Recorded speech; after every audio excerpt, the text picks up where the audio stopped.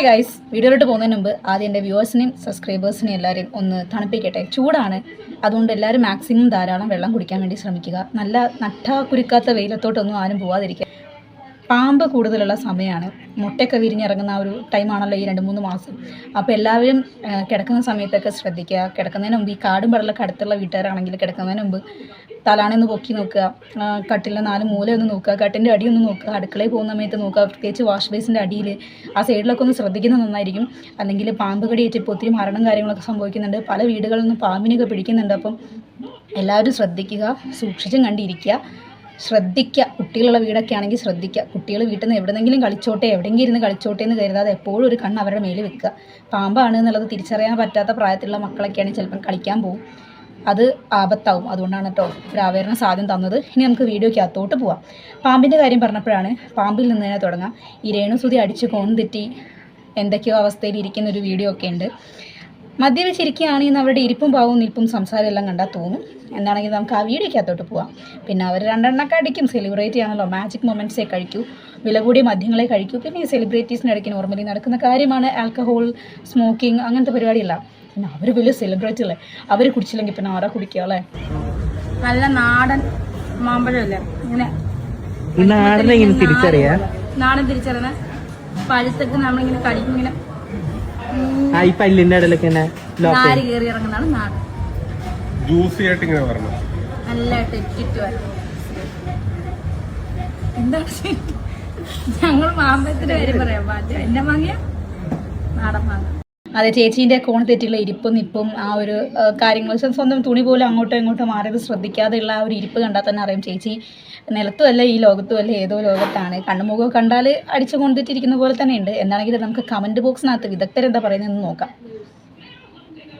കണ്ടാലറിയാം ആ ഇരിപ്പ് അടിച്ച് പൂസായിട്ടാണ് ഇരിക്കുന്നത്. സോറി, കുറച്ച് ഫിറ്റായിപ്പോയി, ക്ഷമിക്കണം. ഏത് ബ്രാൻഡാണെന്ന് ചോദിക്കുക അടിച്ചേക്കുന്നത്. ഈ വീഡിയോൻ്റെ കമൻറ്റ് ബോക്സിനകത്ത് എല്ലാവരും ഒരേപോലെ പറയുന്നതാണ്, മാജിക് മൊമെൻ്റ് ശവം അടിച്ച് കോൺ തെറ്റിയിരിക്കുകയാണ്, അടിച്ച് കുടിച്ചിരിക്കുകയാണ്, അടിച്ചിട്ടുണ്ടല്ലേ. കാരണം അവരുടെ ഇരിപ്പും നിപ്പും പാവും സാധാരണ നമ്മൾ അവരുടെ വീഡിയോസും കാര്യങ്ങളും ഷോർട്സും ഒക്കെ കാണുന്നതാണ് ഫീഡിലും മറ്റിലൊക്കെ. അപ്പോൾ അതിൽ നിന്ന് അവരുടെ ഇതിങ്ങനെ മാറുന്ന സമയത്ത് തന്നെ മനസ്സിലാവും അടിച്ച് ഇച്ചിരിപ്പറ്റാണല്ലേ അക്കച്ചി. ഇതിൽ കാണാതെ ഒത്തിരി പേര് കമൻറ്റ് ഇട്ടിട്ടുണ്ട്, അടിച്ചിരിക്കുകയാണെന്നാണ് എല്ലാവരും പറയുന്നത്. അയ്യോ കഷ്ടം. പിന്നെ അവരുടെ ആ ഈ ഇരിപ്പ് നോക്കിക്കേ, വസ്ത്രം പോലും അങ്ങോട്ടോ ഇങ്ങോട്ടോ ഒന്ന് മാറി എന്നുള്ള ആ ഒരു ചിന്ത പോലും അവരുടെ ഇവിടെ എത്തുന്നില്ല, അത്രയും കട്ടൗട്ടായിട്ടിരിക്കുകയാണ്. ഇനി അതേമാതിരി ഈ ദാസേട്ടൻ കോഴിക്കോടിനെ കുറിച്ചിട്ട് ഒരാളൊരു കാര്യം പറയുന്നുണ്ട്. ഒരാളല്ല, എനിക്ക് തോന്നുന്നു ഇയാൾ പണ്ട് ആ രേണുവിൻ്റെ ഡ്രസ്സില്ലേ ചോദിച്ച് മേടിച്ചതാണെന്നൊക്കെ പറയുന്നുണ്ടായിരുന്നല്ലോ. ഇവിടെ വരെ മറ്റേ ഒരു എന്താ ഡ്രസ്സിൻ്റെ പേര്, ഒരു കേരള സ്റ്റൈൽ വെസ്റ്റേൺ ആക്കിയിട്ട് റാംബാക്കിനൊക്കെ പോയി വയറും ഇവിടെ കാണിച്ച ആ ഒരു കോസ്റ്റ്യൂം, അപ്പോൾ അത് രേണു ചോദിച്ച് മേടിച്ചതാണെന്നൊരു പയ്യൻ വന്ന് പറയുന്നില്ലേ. അവൻ തന്നെ വന്നിട്ട് പറയുന്നതാണ് ഈ ദാസേട്ടൻ കോഴിക്കോടിൻ്റെ ഒരു ക്യാരക്ടർ. അതൊന്ന് പ്ലേ ചെയ്ത് കേൾപ്പിക്കാം കേട്ടോ. രേണുസുതിക്ക് മറ്റേ ദാസേട്ടൻ മറ്റേ ഷൂട്ടിന്റെ ഇടയിൽ വെച്ചിട്ട് മദ്യം കാര്യങ്ങൾ കൊടുത്തു പറയുന്നത് നമ്മുടെ വിപിൻ ലാൽ പറയുന്ന കണ്ടന്റാണ്. പക്ഷെ എനിക്കൊന്ന് കുറച്ചും കൂടെ അത് എനിക്കൊന്ന് രേഷ്മയ്ക്കൊക്കെ അനുഭവങ്ങളുള്ള കാര്യങ്ങളാണ് ദാസേട്ടൻ കോഴിക്കോടായിട്ടുള്ള ഷൂട്ടിന്റെ കാര്യങ്ങൾ. പുള്ളിയായിട്ട് പുതിയ വർക്കുകളോ കാര്യങ്ങളോ വിളിച്ചാലും പിന്നെ അങ്ങനെ ഇപ്പൊ ഇവരാരും പോവാറില്ല അല്ലേ. വിളിച്ചിട്ടുണ്ടെന്നോ പുതിയ വർക്കുകൾ, ആരും പോവാറില്ല. പിന്നെ നമ്മളെ വിളിച്ചിട്ടുണ്ട് പുതിയ വർക്കിനൊന്നും നമ്മളാരും പോവാറില്ല. ബിക്കോസ് മറ്റൊന്നും കൊണ്ടല്ല, അതിപ്പം എന്താ പറയുക, മെയിൽ ആർട്ടിസ്റ്റ് ഫീമെയിൽ ആർട്ടിസ്റ്റ് ഒന്നും ഇല്ലാത്ത രീതികളിലുള്ള കാര്യങ്ങളാണ് കാണിക്കുന്നതെന്നൊക്കെയാണ് പൊതുവായ അഭിപ്രായം. നല്ല അഭിപ്രായം. നിങ്ങൾ രേണു ഷുഡിയുടെയും എല്ലാവരുടെയും കൂടെ ഉള്ള കമ്പനിയല്ലേ, ആ വട്ട് കേസിൽ പെടുന്നൊരു കൂട്ടനെയല്ലേ. അപ്പോൾ ഇത്രയൊക്കെ പ്രതീക്ഷിച്ചാൽ മതി. പിന്നെ രേണു ചേച്ചി ഡ്രിങ്ക് ചെയ്യുന്നതുകൊണ്ടും ദാസേട്ടൻ കോഴിക്കോടിൻ്റെ കൂടെ വളരെ ഇൻറ്റിമേറ്റ് സീനൊക്കെ അഭിനയിച്ചതുകൊണ്ടും അവർക്കത് കുഴപ്പമില്ല എന്നാണ് എനിക്ക് തോന്നുന്നത്. കാരണം അവർ ദാസേട്ടൻ്റെ ചങ്കല്ലേ, ചങ്ക് ബ്രോ. ഇവരുടെ ഒരു പ്രശ്നം എന്താണെന്ന് വെച്ച് കഴിഞ്ഞാൽ മദ്യപിക്കുന്നതൊക്കെ ഓരോരുത്തരുടെ പേഴ്സണലായിട്ടുള്ള കാര്യങ്ങളാണ്. അത് മദ്യപിക്കുന്നുണ്ട് 4 ആൾക്കാർ അറിയുന്ന സമയത്ത് അത് മാസമാണ് എന്ന് കരുതുന്ന ഒരു വിഭാഗമാണ് ഈ രേണു. ഞാൻ കള്ളു കുടിക്കുന്നുണ്ട്, അത് മാസമാണ്, അതൊരു മാസമാണ്, എനിക്കൊരു വെയിറ്റാണ് എന്ന് കരുതിയിട്ടാണ് പുള്ളിക്കാരിയും അടിക്കാറുണ്ട്. ഇന്നതാണ് അടിക്കുന്നത്, ഇന്ന ബ്രാൻഡാണ്, ഇത്ര പെഗ് കൂടുതൽ അടിക്കാറില്ല എന്നുള്ള കാര്യങ്ങളെല്ലാം പറഞ്ഞു. വാണങ്ങളാണ് ഫേവറേറ്റ്, ഇങ്ങനെയൊക്കെ ഓരോ കാര്യങ്ങൾ പറഞ്ഞ് ആളുകളെ വീണ്ടും വെറുപ്പിച്ചുകൊണ്ടിരിക്കുകയാണ്. അവരുടെ ഇതിൽ തന്നെ കാണാൻ വേണ്ടി പറ്റും. ഒത്തിരി പേര് നെഗറ്റീവ് പറയുന്നുണ്ട്. പണ്ട് ഞാൻ സപ്പോർട്ട് ചെയ്തിട്ടുണ്ടായിരുന്നു, ഇപ്പോൾ എനിക്ക് കണ്ടുകൂടെന്ന് പറയുന്ന എന്തോരം ആൾക്കാർ അവരുടെ കമൻറ്റ് ബോക്സിൽ തന്നെ ഉണ്ട്. ഇതൊക്കെ ആര് ചോദിച്ചു വാങ്ങുന്നതാണ്, ഇവർ തന്നെ ചോദിച്ചു വാങ്ങുന്നതാണ്. ഇവർക്ക് ഇതിൻ്റെയൊക്കെ ആവശ്യം എന്താണ്? നല്ല രീതിക്ക് ഒരു സെലിബ്രിറ്റി സ്റ്റാറ്റസ് മെയിൻറ്റെയിൻ ചെയ്ത് പോകാൻ പറ്റുന്ന സമയം തന്നെയാണ്. പക്ഷേ അവരെ കൊണ്ടത് പറ്റുന്നില്ല. മരം കയറുന്ന ഒരു കാര്യമുണ്ടേ, ഞാനത് പറയണമെന്ന് കരുതിയാണേ. മരം കയറുന്നതിൻ്റെ ഇടയ്ക്കും പുള്ളിക്കാരി പറയുന്നത് വീഡിയോ ഒക്കെ എടുത്തു, പക്ഷേ എനിക്കത് എക്സ്ക്ലൂസീവ് കണ്ടന്റിൽ ഇടാൻ വേണ്ടി സബ്സ്ക്രിപ്ഷൻ ചെയ്ത ആൾക്കാർക്ക് കാണാൻ വേണ്ടി കൊടുക്കുന്ന രീതിയിലാവണം എന്നവർ പറയുന്നുണ്ട് കേട്ടോ. എത്രത്തോളം തരംതാന്ന് നാറിയ സ്വഭാവമായി പോയിട്ടുണ്ട് ഈ സ്ത്രീക്കില്ലേ. കേട്ടാ അടുത്ത കയറാനോ? അടുത്ത കയറാൻ സബ്സ്ക്രിപ്ഷൻ ഉള്ള വീഡിയോ എടുക്കുന്നു. വീഴും ചേട്ടാ, നോക്ക് നിങ്ങൾ. അവരാണ് പറഞ്ഞു കൊടുക്കുന്നത് അവിടെ കിടക്ക്, ഇവിടെ കിടക്ക്, അവിടെ കിടന്ന് വീണ് പോകും. അപ്പോൾ വീഴാത്ത ഏതെങ്കിലും സ്ഥലമാണെങ്കിൽ ചേച്ചി കിടന്നു കൊടുക്കുമായിരുന്നു. പിന്നെ ഇതിൽ അവർ പറയുന്നൊരു പോയിന്റ്, വീഡിയോ ഒക്കെ മരത്തിൽ കയറുന്നൊക്കെ ചെയ്തു തരാം, പക്ഷേ സബ്സ്ക്രിപ്ഷൻ ഉള്ള ഒരു വീഡിയോയും കാര്യങ്ങളും എടുത്തു തരണം. ഇവരുടെ സബ്സ്ക്രിപ്ഷൻ വീഡിയോസ് ഏതൊക്കെയാണ് എന്നുള്ളത് കണ്ടാൽ അറിയാം. അപ്പോൾ മരം കയറുന്ന വീഡിയോ സബ്സ്ക്രിപ്ഷനിൽ ഇടാൻ വേണമെന്നുണ്ടെങ്കിൽ അത് ഏത് രീതിയിലുള്ള വീഡിയോ ആയിരിക്കണം ഇവരുദ്ദേശിച്ചത് എന്ന് നിങ്ങൾ തന്നെ ഒന്ന് സ്വന്തം ബുദ്ധി വെച്ചിട്ട് ചിന്തിച്ചു നോക്കുക. എന്റെ സബ്സ്ക്രിപ്ഷനിൽ കയറിയിട്ട് ചെറ്റകള് അത് ആസ്വദിച്ചിട്ട് പുറത്തു വിടുന്നത്. ചെറ്റകൾ അത് ആസ്വദിച്ചിട്ട് പുറത്തു വിടുന്നു. അപ്പം ആസ്വദിക്കാനുള്ള സാധനങ്ങളാണ് ചേച്ചി സബ്സ്ക്രിപ്ഷൻ വഴി ആളുകളെ കാണിക്കുന്നതെന്ന് ചേച്ചിക്ക് തന്നെ അറിയാം. അപ്പം മാന്യമായ രീതിയിലുള്ള വീഡിയോസോ കാര്യങ്ങളോ ഒന്നല്ല, ഒരാൾക്ക് കണ്ടിട്ട് അത് ആസ്വദിക്കാനുള്ള കാര്യങ്ങളൊക്കെയാണ് ചേച്ചി കൊടുക്കുന്നത്. അവർ തന്നെ എഗ്രി ചെയ്യുന്നുണ്ട് അവർ ഇടുന്ന വീഡിയോസ് മോശപ്പെട്ടതാണ് എന്നുള്ളത്. ഇവർക്കൊരു ആൺകുട്ടി, വളർന്നു വരുന്ന ഒരു ആൺകുട്ടി ഉണ്ട് എന്നുള്ളൊരു ബോധമില്ല. അതൊന്നല്ല ഞാൻ ആലോചിക്കുന്നത്. ഇത്രയും ആൾക്കാർ ഇങ്ങനെ റിയാക്ഷൻ വീഡിയോ ഇട്ടിട്ട് പ്രതികരിക്കുന്ന സമയത്ത് സ്വന്തം അവരുടെ തന്നെ ഇങ്ങനെയുള്ള സബ്സ്ക്രിപ്ഷൻ വീഡിയോസ് ആൾക്കാർ ലീക്ക് ചെയ്തിട്ടും ഇതൊക്കെയാണ് എൻ്റെ മകൾ ചെയ്യുന്നത്, ഇങ്ങനെയൊക്കെയാണ് അവൾ സോഷ്യൽ മീഡിയ വഴി ആൾക്കാർ പ്രദർശിപ്പിക്കുന്നത് എന്നറിഞ്ഞിട്ടും ആ അച്ഛൻ, തങ്കച്ചൻ എന്ന് പറയുന്ന ഇവളുടെ തന്തപ്പിടി നിശബ്ദത പാലിക്കുന്നതിലാണ് എനിക്ക് അതിശയം. നിങ്ങൾ ചിന്തിക്കുക, നമ്മുടെയൊക്കെ അപ്പന്മാരാണെങ്കിൽ എന്തുണ്ടാവും? ഞാൻ പൈസയ്ക്ക് വേണ്ടി എന്തെങ്കിലും ചെയ്തിട്ട് എന്റെ കുട്ടികൾക്ക് തലയിൽ മുണ്ടിട്ട് നടക്കേണ്ട ഒരു അവസ്ഥ വരുവാണെങ്കിൽ പിന്നെ ആ പൈസ കൊണ്ട് എന്താണ് പ്രയോജനം? ഇല്ലേ? അങ്ങനെ ചിന്തിക്കുന്ന ഒരാളാണ് ഞാൻ. എനിക്ക് 2 മക്കളുണ്ട്, ഒരു മോളും മോനും ഉണ്ട്. അപ്പം എന്റെ വളരെ നല്ല ചിന്തയാണ്. മക്കളെല്ലാം അവർ ചിന്തിക്കേണ്ട കാര്യം തന്നെയാണത്. നമ്മൾ എന്തെങ്കിലും വൃത്തികേട് കാണിച്ച് പൈസ ഉണ്ടാക്കിയിട്ട് ആ പൈസ ഉരുട്ടി മക്കളെ വായിൽ വെച്ച് കൊടുത്തിട്ട് ഒരു കാര്യമില്ല. ഇവരുടെ കേസിൽ ഇവരൊരു ഭാര്യ എന്നുള്ള രീതിയിലും ഒട്ടും സക്സസ്ഫുൾ ആയ ഒരു ലേഡിയല്ല. As a mother, step mother, അങ്ങനെയൊന്നും ഇവർ സക്സസ്ഫുൾ ആയ ലേഡിയല്ല. മകളെന്ന രീതിയിലും ഇവർ സക്സസ്ഫുൾ ആയ ലേഡിയല്ല. ഇവർ ഇങ്ങനെ ആൾക്കാരുടെ കയ്യിൽ നിന്ന് നെഗറ്റീവ് മേടിച്ചിട്ട് നെഗറ്റീവ് റീച്ചിൽ പൈസ ഉണ്ടാക്കുന്നതിൽ വളരെയധികം സക്സസ്ഫുള്ളാണ്. അത് അവരുടെ തുടക്കം തൊട്ടുള്ള കാര്യങ്ങൾ കണ്ടു കഴിഞ്ഞാൽ നമുക്ക് മനസ്സിലാവുന്നുണ്ട്. പക്ഷെ എന്നാലും ഞാൻ ആലോചിക്കുകയാണ്, ഇവരെ കുറേ ആ ഒരു വിഷുവിൻ്റെ ഫോട്ടോഷൂട്ട് കഴിഞ്ഞിട്ട് അവർ വീടിൻ്റെ ഇഷ്യൂ കാര്യങ്ങൾ ഏതാണ്ടൊക്കെ ഉണ്ടായിരുന്നല്ലോ, അതുവരെ ഇവരെ ഞാൻ സപ്പോർട്ട് ചെയ്തിരുന്നല്ലോ എന്ന് ആലോചിക്കുമ്പോൾ എനിക്ക് തന്നെ ഒരു റിഗ്രറ്റൊക്കെ തോന്നി തുടങ്ങിയിട്ടോ. പിന്നെ ഇവരൊരു മോഷ്ടാവാണ് എന്നൊക്കെ ചാപ്പ കുത്തുന്ന രീതിയിൽ ഏതൊക്കെയോ സംഭാഷണം കാര്യങ്ങളൊക്കെ നടന്നിട്ടുണ്ടായിരുന്നു. അവർ പറയുന്നു അവർ മോഷ്ടിച്ചതല്ല, അവരുടെ കയ്യിൽ ആയിപ്പോയതാണെന്നുള്ളത്. ഏണു നല്ല രസമുണ്ടല്ലോ ഈ കമ്മല്, ഇത് ഏതാ, എവിടുന്ന് വാങ്ങിയാ? ഇതിനെപ്പറ്റി ഒന്നും പറയണ്ടേ ചേച്ചി? ഒരു ആൽബത്തിന്റെ ഒരു വിവാദം നടന്ന ഓർമ്മയുണ്ടോ? അതെ അതെ അതെ. അപ്പം ആ വിവാദം നടന്നപ്പം ഒരു വ്ളോഗർ വന്നിട്ട് പറഞ്ഞില്ലേ, രേണു സുധി ആ ഡയറക്ടറുടെ, അതൊരു പേര് ഞാൻ പറയാൻ താല്പര്യം വെച്ചു, ഡയറക്ടറുടെ വൈഫിന്റെ ആഭരണം അടിച്ചോണ്ട് പോയി. ഞാനൊന്നും അടിച്ചോണ്ട് പോയിട്ടില്ല, ഇത് ബാഗിലായി പോയതാണ്. അവര് തന്നാണ്, ഇടാൻ വേണ്ടിട്ട് തന്ന കമ്മലാണ് ഇത്. കണ്ട കൂടി വന്ന 40 രൂപ കാണും അല്ലേ? അതെ അതെ, കൂടി വന്ന 40 രൂപ കാണും. 40 രൂപയ്ക്ക് വിലയില്ലേ? 1 രൂപയുടെ തീപ്പെട്ടി മേടിക്കണമെങ്കിൽ 1 രൂപ ആവശ്യമുണ്ട്. അപ്പോൾ ആ 1 രൂപയ്ക്ക് അവിടെ വാല്യൂ ഉണ്ടോ? അതേപോലെ 40 രൂപയ്ക്ക് വാല്യൂ ഉണ്ട്. പണ്ട് 50 പൈസയ്ക്ക് വാല്യൂ ഉള്ള സമയം ഉണ്ടായിരുന്നു.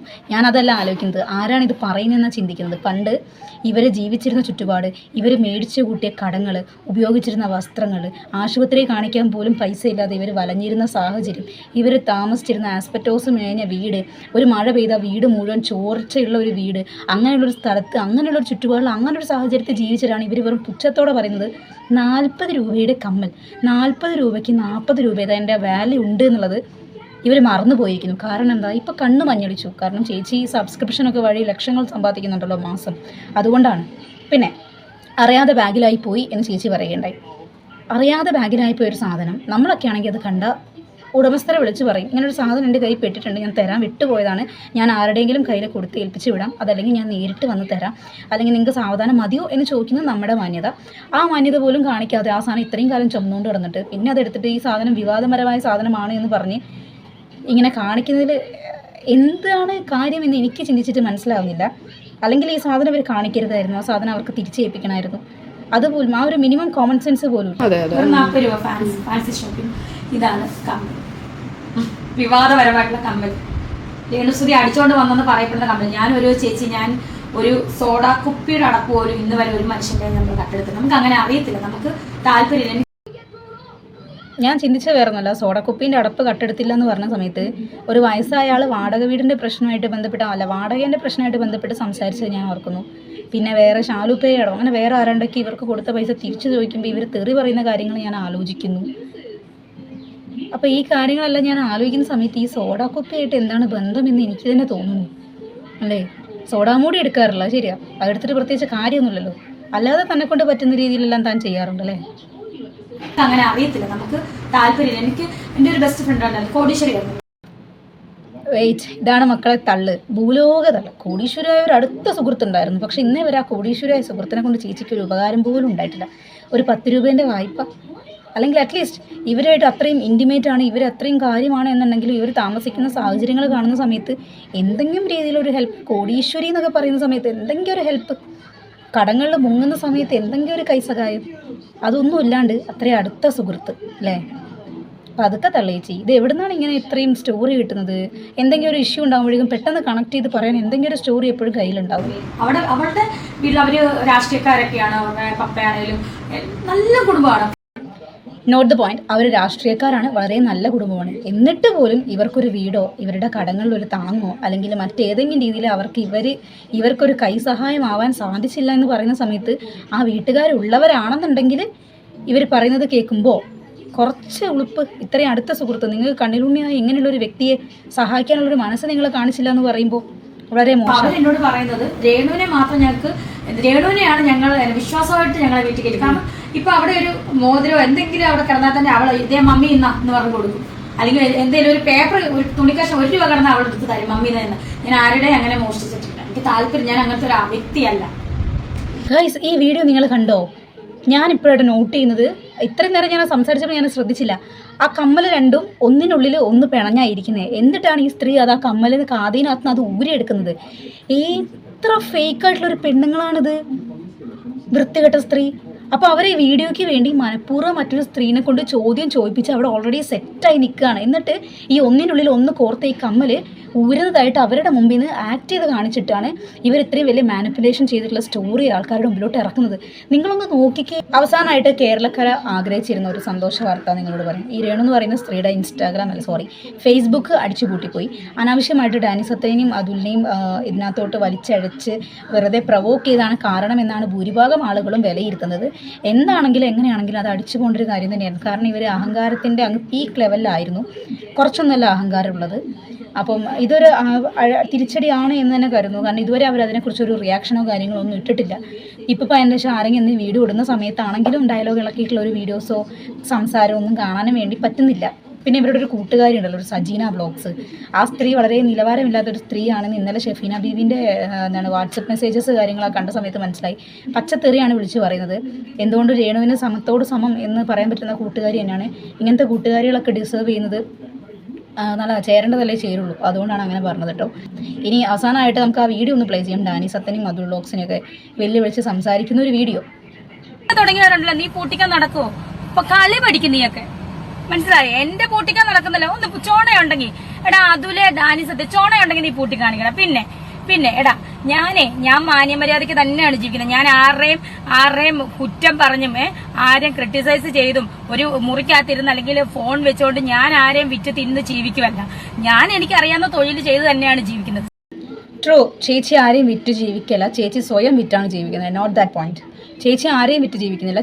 ചേച്ചിനെ തന്നെ സബ്സ്ക്രിപ്ഷൻ വഴി ശരീരഭാഗങ്ങൾ ആൾക്കാർക്ക് പ്രദർശിപ്പിച്ചു കൊടുത്ത് സ്വയം വിറ്റ് ജീവിച്ച് ആ വിറ്റ് കിട്ടുന്ന പൈസയിൽ മകനെ ഉണ്ണിച്ച് ഡെവലപ്പായി വരുന്ന ഒരു ചേച്ചിയാണ്. അങ്ങനെയുള്ള ഒരു ചേച്ചീനെ നിങ്ങളാരും ക്രിട്ടിസൈസ് ചെയ്യാൻ പാടില്ല.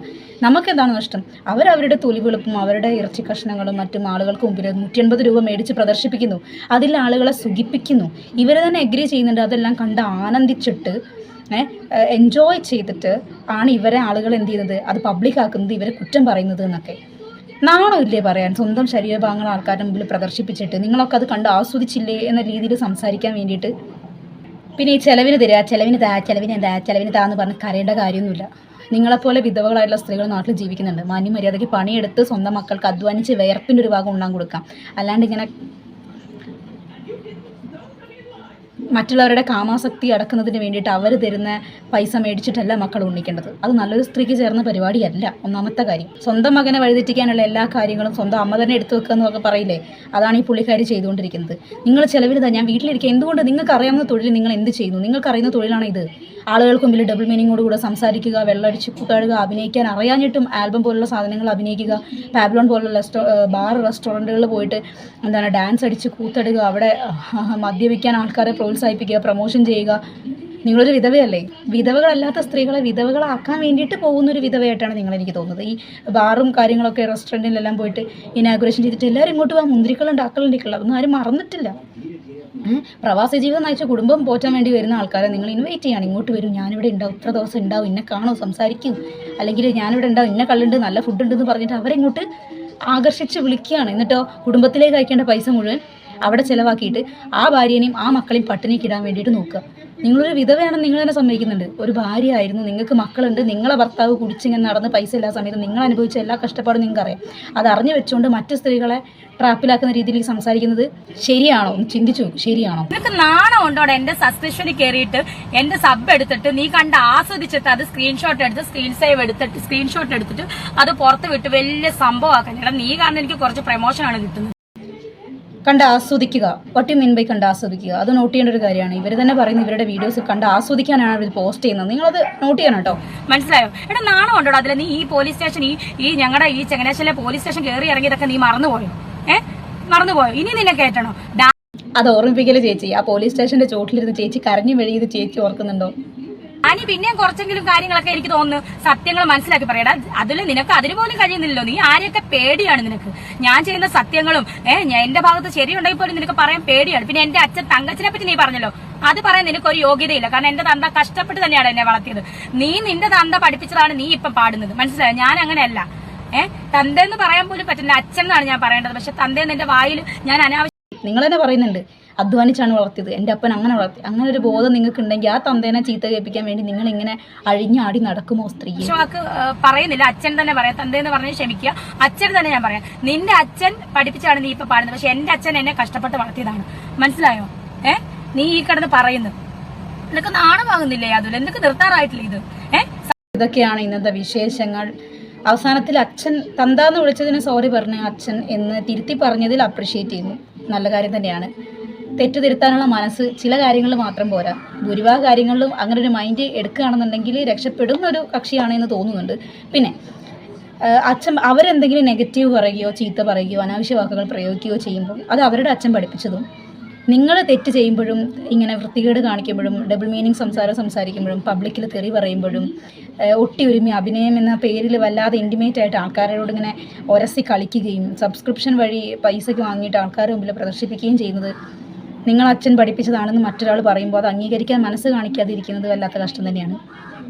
അപ്പോൾ എൻ്റെ ഡിയർ സബ്സ്ക്രൈബേഴ്സ്, വീഡിയോ ഇഷ്ടപ്പെട്ടാൽ ലൈക്ക് ചെയ്യുക, ഷെയർ ചെയ്യുക, സബ്സ്ക്രൈബ് ചെയ്യാത്തവരാണെങ്കിൽ സബ്സ്ക്രൈബ് ചെയ്യുക, വീഡിയോ ആയിട്ട് റിലേറ്റ് ചെയ്ത് എന്തെങ്കിലും ഒരു കാര്യം കമൻറ്റ് ചെയ്യുക. ഒരുപാട് വീഡിയോ ക്ലിപ്സ് ഇട്ടിട്ട് ഇതൊരൊറ്റ വീഡിയോയിൽ ആക്കിയത് വേറൊന്നും കൊണ്ടല്ല, ഇത് പാർട്ടായിട്ട് ചെയ്ത് 2-3 വീഡിയോസ് ആക്കിയിട്ട് നമ്മളെ ചാനലിൽ ഇടാനുള്ള മടി കൊണ്ട് തന്നെയാണ് എല്ലാം കൂടെ ഒറ്റൊന്നിലാക്കിയിട്ടുള്ളത്. സോ വീഡിയോ ലെങ്തി ആയെങ്കിൽ സോറി. മറ്റൊരു വീഡിയോ വരെ.